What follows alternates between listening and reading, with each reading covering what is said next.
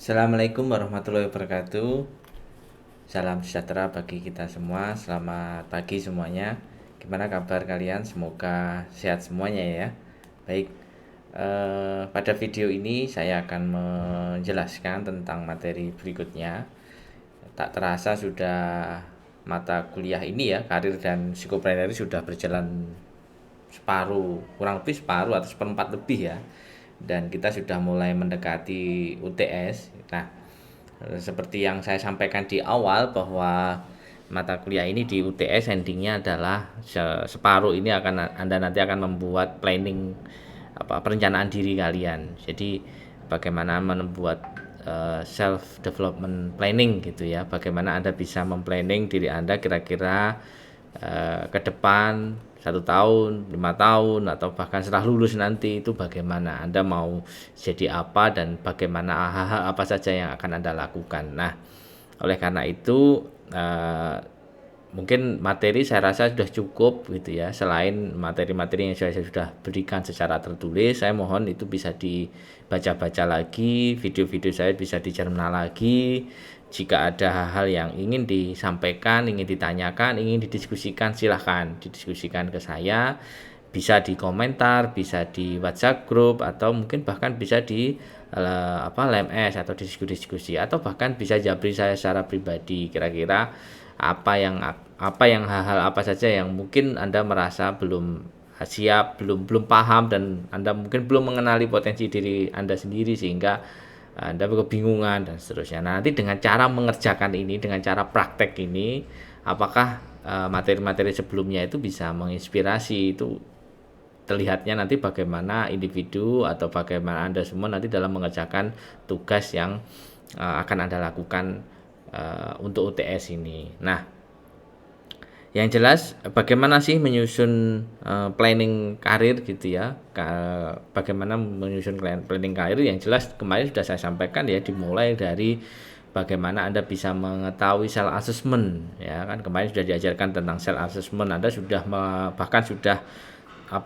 sudah melakukan self assessment masing-masing, mulai dari form-form, mulai dari skala-skala, mulai dari worksheet yang saya bagikan. Nah, itu semua Anda kumpulkan lagi, Anda cerna lagi ya, dari tugas-tugas yang sudah Anda buat, baru Anda simpulkan untuk tugas terakhir ini nanti di UTS maksud saya. Nah, itu yang perlu silakan Anda tulis, nah Anda analisis lagi tentang tugas-tugas yang sudah Anda buat. Nah, untuk mempermudah tugas UTS ini, saya buat poin-poin saja. Nanti silahkan Anda kemas sendiri bagaimana kira-kira formatnya. Yang jelas nanti Anda sudah mulai menyusun ini, dan ini harus sesuai dengan diri kalian masing-masing. Nggak mungkin Anda nyontoh temennya gitu ya. Harus sesuai dengan potensi masing-masing, harus sesuai dengan keinginan masing-masing, dan seterusnya. Itu yang perlu dipahami. Nah, oke. Ini poin-poinnya yang saya sudah siapkan. Yang pertama itu adalah nanti silahkan Anda temukan atau Anda tuliskan daftar potensi diri kalian itu seperti apa, ya kan? Nah, ini bisa dilihat kalau kita ngomong potensi yang sudah saya jelaskan sebelum-sebelumnya kemarin.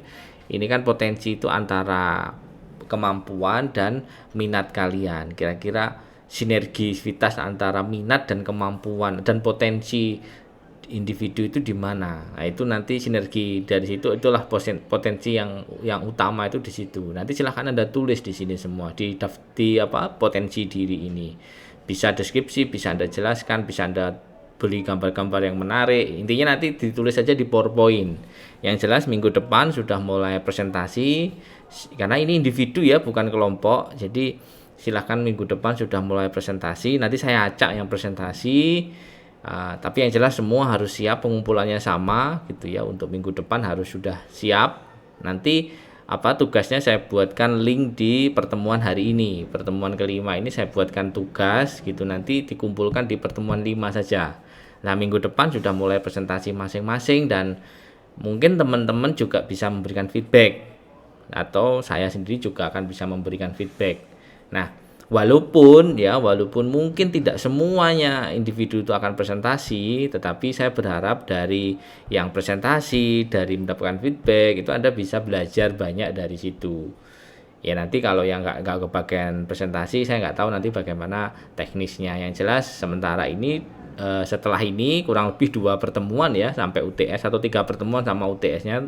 Tapi rencananya dua pertemuan saja. Nanti pas UTS rencana saya ada ujian tulisnya saja untuk tambahan. Jadi 2 pertemuan ke depan nanti teman-teman siap presentasi masing-masing tentang hasilnya, tentang self development plan ini ya.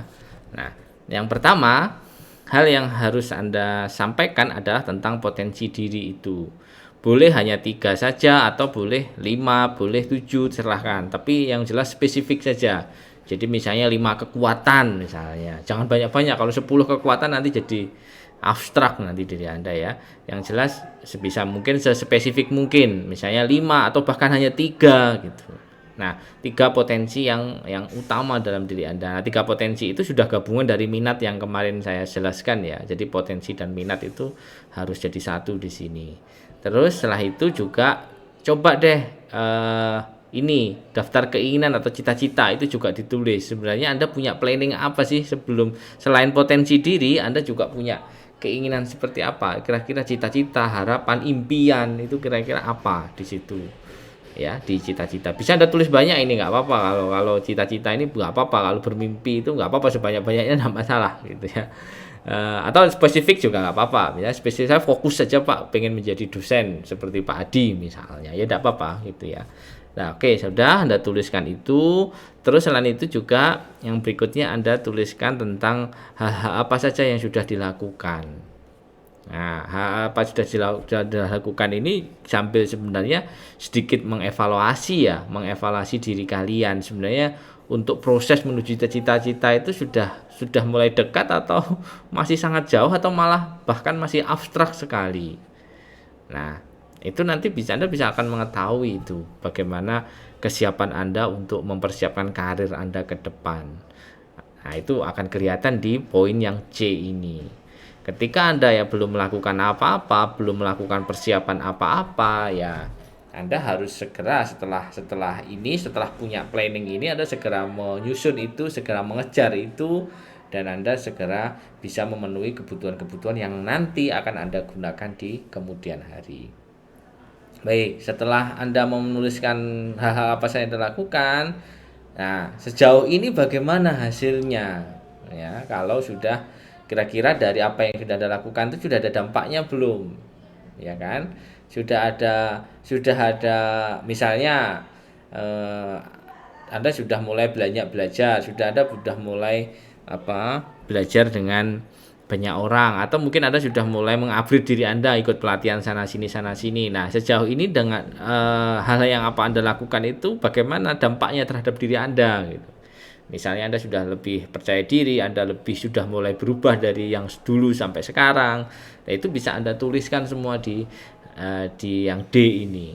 Jadi berapa poin-poin bisa Anda jelaskan. Sebisa mungkin PowerPoint-nya dibuat yang menarik ya. Jadi misalnya enggak tulisan panjang, enggak tulisan monoton. Kalau bisa tulisannya itu juga dikasih foto-foto atau hal-hal yang mencerminkan dari apa yang Anda sampaikan itu gitu ya. Itu menurut saya hal yang harus Anda lakukan nanti. Sekreatif mungkin lah bagaimana Anda bisa mendesain sebuah presentasi tentang diri Anda yang akan datang, atau karir atau perencanaan karir yang akan datang. Jadi semenarik mungkin lah bagaimana 5 hal ini bisa tercantum semua di situ dan menjadi sesuatu hal yang menarik untuk bisa saya terima, dan nanti perlu kita feedback dari teman-teman atau mungkin dari saya sendiri. Dan yang terakhir adalah bagaimana ini yang penting, bagaimana rencana tidak lanjutnya jika hal-hal yang Anda lakukan ternyata masih jauh dari keinginan tadi.